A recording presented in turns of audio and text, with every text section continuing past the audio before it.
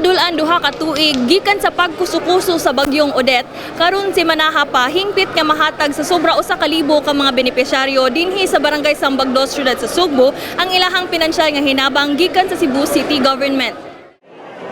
Gisugdan kagahapong adlaw Agosto 22 ngadto sa Barangay Pardo ug Punta Princesa ang pag-apod-apod sa financial assistance. Gani sa ikaduhang adlaw sa cash distribution, atong naabtan ang 1,344 ka mga residente sa Barangay Sambag 2 kinsa nagdasok sa ilang barangay gym sayo sa buntag karong adlaw.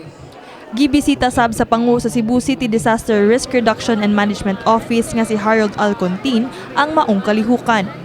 Matud pa niya, usa sa rason sa mga nakalangay sa cash distribution ang pagsiguro ug revalidate sa mga ngalan sa benepisyaryo. Apan gimanduan na ni Mayor Mike Rama ang tanang departamento nga paspasan na ang pag-distribute sa hinabang.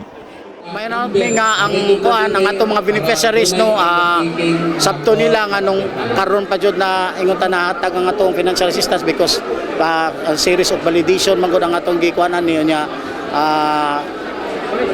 based sa mando ni Mayor nga kinahanglan mahatag na gyud no ang atong audit. So that's why amo ning gipaspasan before siya maabot clear na ta. Nasayran ang mga irregularities ug mga delay mahitungod sa Typhoon Odette financial aid distribution. Gilimod sad ni Ryan Aznar, kapitan sa Barangay Sambag 2, nga tungod sa umaabot nga barangay elections maong gipagawas na ang pondo sa financial aid. Gani iyang gisaysay nga nagbuhat sila og barangay resolution kaniadto aron mahatag na sa mga biktima sa Odette ang ilang long overdue nga hinabang. Ilasad ng perception no. Kung kami may pangutanon, December pa man nga payroll supposedly i-release nya gihold sa City Hall.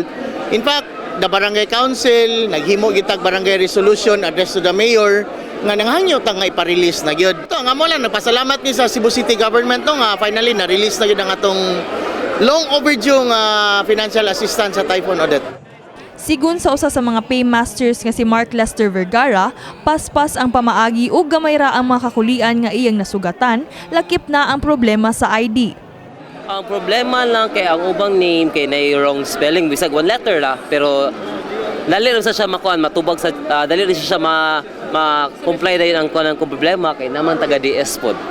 Then na may mga ID nga dili pwede madawat sa mua kay na may gihatag nga kanang memo ang as mayor day mo to ang gipangdaan nila nga ID kay kato nang pwede na namo makuha dayon ay lagi pang photocopy.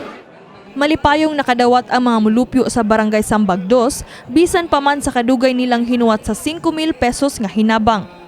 Murag kuan jud malipay gud ko kay dugay-dugay pa may kadawat. Dugay na nga naghuwat ang uban na putol pero bisan pa mag naputol pero sige lang kay anyway kung hinabang andam ta maghuwat. Tungod kay walay priority lane alang sa mga PWD ug senior citizens, anak na lang sa PWD nga si Heroncia Ornopia ang iyang gipahuwat sa linya. Ug matud pa niya, gamiton na lang nila ang kwarta sa pagpalit og school supplies alang sa umaabot nga pagbukas sa klase sunod semana. Kung itong pangutana sa akong anak kaniya, wala ba priority para sa ako nga sungkod niya. Wala man daw kay dagang senior.